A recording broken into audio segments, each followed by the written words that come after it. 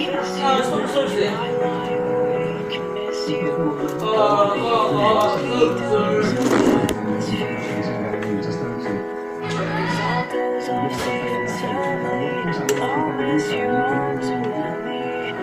Send a postcard to you, 'cause I wish you were here.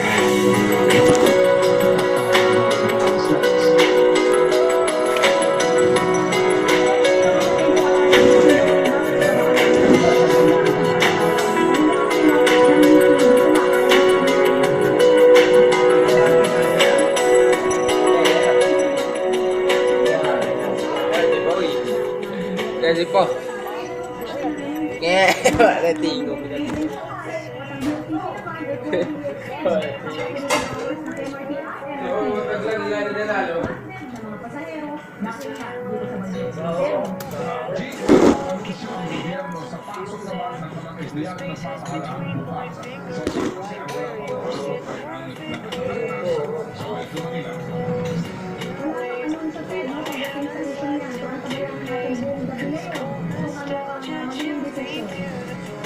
Mula sa Campo Aguinaldo nagpapatrol si Jean Castañeda. Salamat, Jean.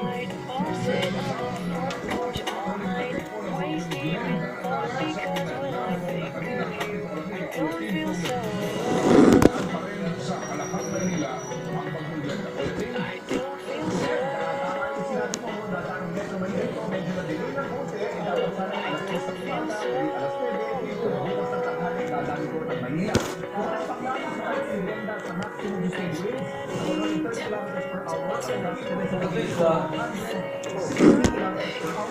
Mula ng kontak ng tayo kung Glenda sa 92 kilometers per hour. Nangyari po ito o tumama po sa Rapo-Rapo Albay at kasalukuyan papunta po ito ng Legazpi. Pagkatapos taruin po ito ng Bimpo bago tumungos ng Southern Luzon at dadaan po matay po sa Metro Manila bukas po ng tanghali. Pagkatapos po tutungo po ng Bataan at kasalukuyan po ng West Philippine Sea. Ito, Glenda ay mananatili sa West Philippine Area for 2020 hanggang Huwebes ng hapon.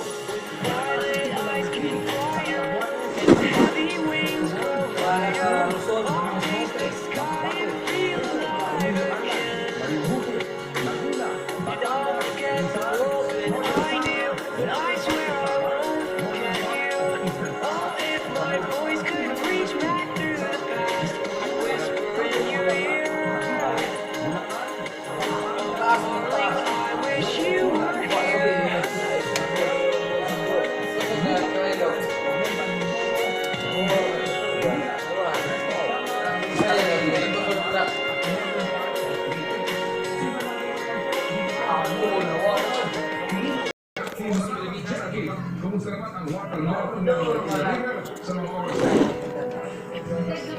12.5 meters level ng tubig dito sa ilog ng Marikina. Ibig sabihin wala kang dapat ipagdala ng mga residensya na nakatira dito malapit sa ilog. Bahagyang umuulan na dito at lumalakas na rin ang hangin. Pero bago pa man magtuloy-tuloy ang inaasang bagyo, maaga rin nakapaganda ang mga residensya.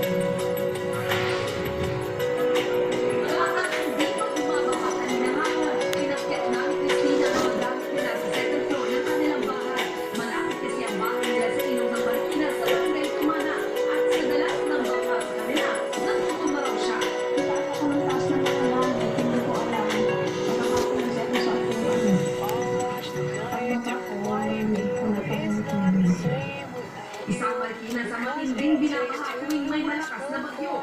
Dito kasi ang bagsak ng tubig mula sa Rizal na dumadaloy hanggang Pasig. Nang humapit ang bagyong Undoy noong 2009, pinatayang pito ang nasawi sa kanilang lugar. Karamihan mula sa mga barangay na malapit sa ilog. Katatapos na namin mag-clean up drive at mag-dredging lang namin ilog yung munisipyo. Noong linggo pa lang nakahanda na ang mga gamit pang rescue. Nakatuloy na rin ang mga tauhan ng Marikina City Disaster Risk Reduction Office. Bukod sa motorboat, rubber boats at iba pang gamit pang rescue, gumawa na rin ng sariling bangka ang ilang barangay na kaya makapasok sa mga iskinita. Sa warning system, ito po yung binabantayan natin, the weather updates, and meron po tayong analysis of data, at dito po sa datos na makukuha natin, dito po tayo nag-decision kung magka tayo po ay mag-preempt evacuation na sa ating blue line areas. Sa loob ng pisina ng MCD PRRMO, nakamonitor na sila sa mga CCTV sa buong Marikina. Nagpayapa pa rin ang ilog dito sa Marikina, pero nasa 12.5 meters pa rin at unti-unting lumalakas na ang pag-ulan dito sa Marikina. Kapag umabot ang level ng tubig dito ng 15 meters, tutunog na ang sirena. Ibig sabihin, ito na ang alarm level 1. Ibig sabihin, ito na yung unang babala. Kapag umabot na ito sa 16 meters, alarm level 2 na ito. Kailangan na maghanda ng lugar. At kapag umabot na ang level ng tubig dito sa 17 meters, kailangan na lumigas, lalo na yung mga malapit dito sa ilog. At ang pinakahuli, ang critical level 1, pag umabot na sa 18 meters, force evacuation. Evacuation na, kailangan ng reference order. Medyo lumigas na at ayon naman sa Disaster Risk Reduction Office ng Marikina. Alam na ang mga presidente sa evacuation.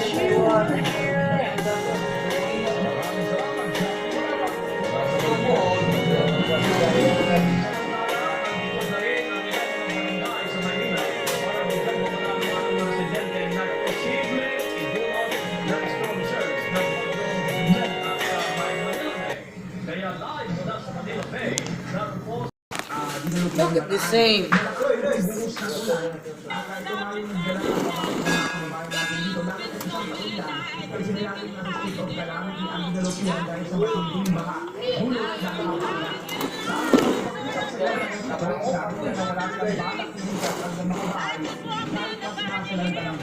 Dahil lang sa mga residente na nakapalinis mo, marami ng lumakan, hindi sila pupunta sa mga Please.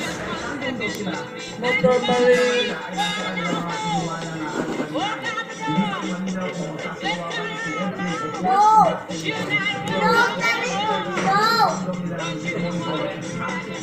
Motor pa rin.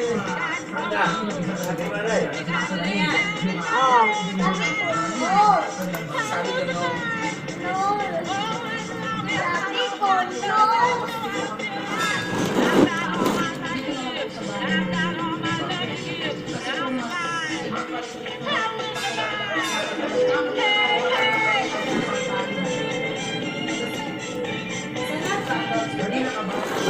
Itong social nyo, sitio, yung mga religious kahit pamilya, na mga pamahalaan kung sakali na magkaroon ng mga iba. Sinisilipat nila ito doon sa command center na ilalagay sa bahay ng European dahil mas mataas daw yung mga lugar na ito at medyo ang isaran ay hindi mamaka itong mga relief packages na ito. Samantala, patuloy naman ang panawagan nila para doon sa mga residente na hindi nila delikado pangulang sila nila. Kung sana lang pwede o bakit malang sitwasyon ay pumunta sa mga evacuation center. Simula rin gabi ay bumasawa ito para lang sila ay makakompany. Sa bayan. Nagsasabihan ng local government dyan na kung sakali pang mga tigaswari ang mga kumpanya na natin binahali ng nalagang kapag-ito. Ang gagawin ng local government, meron bang nila ang mga o 6x na pwedeng akusin sila kung sakali pinakailan. Tama yung kabayan dahil nga ilang beses na kasalain natin European sa mga pambahay. Talagang ready natin sila ng mga rubber boat na yung mga pambahay sa maganda para masundurin yung ating mga pambahay na ng matigas at sa kanilang mga bahay. Pero hinaangaan ng mundo sasagawa ng forced evacuation kung sakali. Pero yung utos na yung kabayan ay hindi nagbibigay ng local government. Dahil sa kanila, umulan kanina, ay ngayon na hindi tumila ito. Kaya dinanong nga nila, hindi sa kwarto dahil inaasahan na yung mga nila ay bukas pa ng hapon na ay dito sa mga bataan.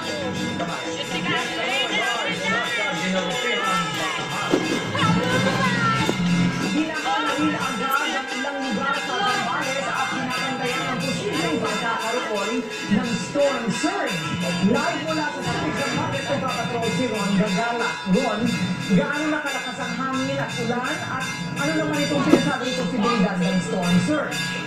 Alam mo, Corina, biglang tumigil yung malakas na ulan at saka yung malakas na hangin na ating nararanasan. Simula pa kaniyang tanghali, ay biglang tumigil ngayon bago lamang umere ang TV Patrol. Ito'y kahit na sinasabi pa ng Pag-asa na bukas pa ng hapon hanggang gabi. Dadaan ang mata ng bagyo dito sa may bahagi ng Olongapo at Zambales dahil tinataya nga ng Pag-asa na itong Olongapo ng iba Lilikas na lamang daw sila kapag talagang anangan na ang sitwasyon sa baybaying dagat. Paano mo po malalaman kung alanganin na ang sitwasyon mo? Hindi kami nakatulong. Napagkahanan. Hindi kami nakikiusap.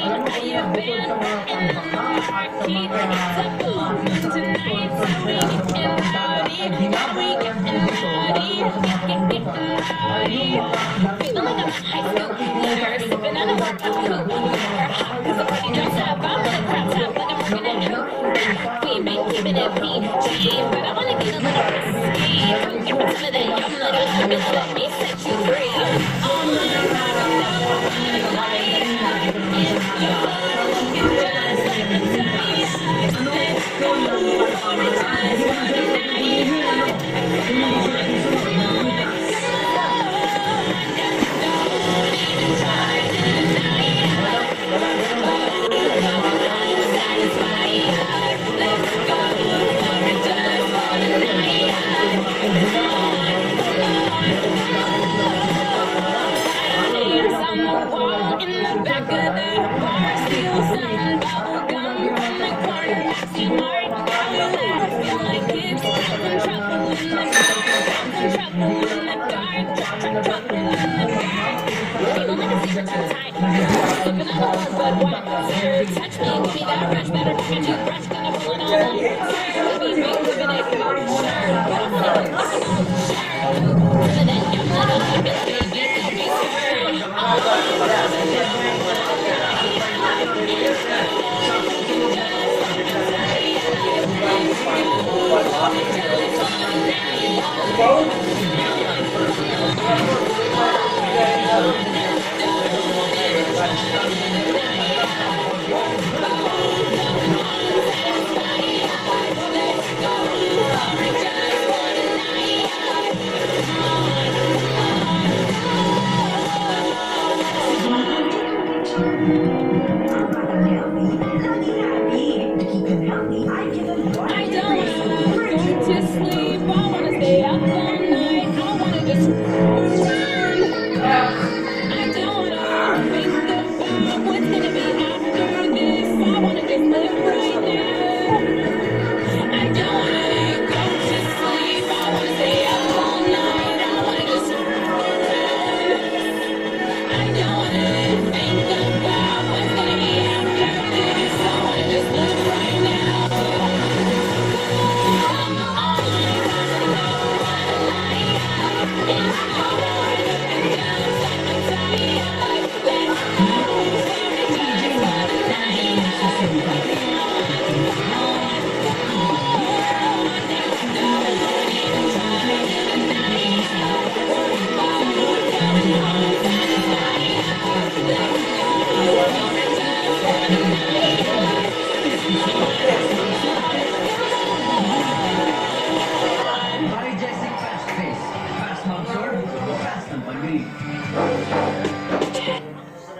Kakambing nila, kailangan i-level up. Del Monte Pineapple.